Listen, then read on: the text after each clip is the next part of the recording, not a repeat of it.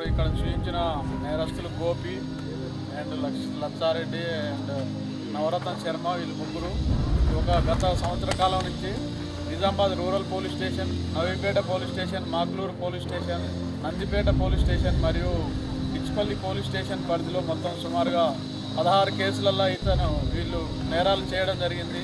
వీళ్ళు ముఖ్యంగా ఊరు చివరిలో ఉన్న ప్రైమరీ స్కూళ్ళు, హై స్కూళ్ళు, అంగన్వాడీ సెంటర్లు, ఇంకా ఊరు చివరన ఉన్న ఇల్లు ఇలాంటివి సెలెక్ట్ చేసుకొని మనం ఇక్కడ ప్రెస్లో చూపించినట్టుగా 2 వీలర్ మీద మార్నింగ్ అవర్స్లో రక్కీ చేయడం, రాత్రిపూట ఆ స్కూళ్ళల్లో సమానంగా ఎవరుండరు కాబట్టి ఆ స్కూల్ తాళాలు బలగొట్టి అలా ఉన్న బియ్యము, మన సిలిండర్లు, A to Z టీవీలు ఉంటే టీవీలు ఏది ఉంటే అది తీసుకొని ఈ ఆటోలో తరలించి వాళ్ళు పోయిన తర్వాత పంచుకోవడం, ఇట్లా అమ్మడం జరుగుతూ ఉంది. అదే క్రమంలో ఈరోజు మన గుండారం విలేజ్లో ఒక ఇల్లుని సెలెక్ట్ చేసుకొని ఇంట్లో ఉన్న సామాన్ అంటే మరీ ఘోరంగా ఏం చేశారంటే హోమ్ థియేటర్, సిలిండర్, రైసు మొత్తం A to Z దాంట్లో తీసుకుపోయారు.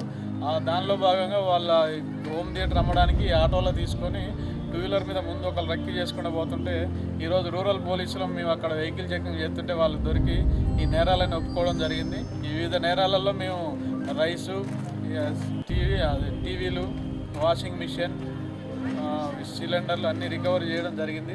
సుమారుగా వీటి యొక్క వాల్యూ 3 lakhs వరకు ఉంటుంది. వీళ్ళని ముగ్గురిని ఇప్పుడు అరెస్ట్ చేసినాం. వీళ్ళని అరెస్ట్ చేసి తదనంతరం జడ్జి ముందు ప్రొడ్యూస్ చేయడం జరుగుతూ ఉంది.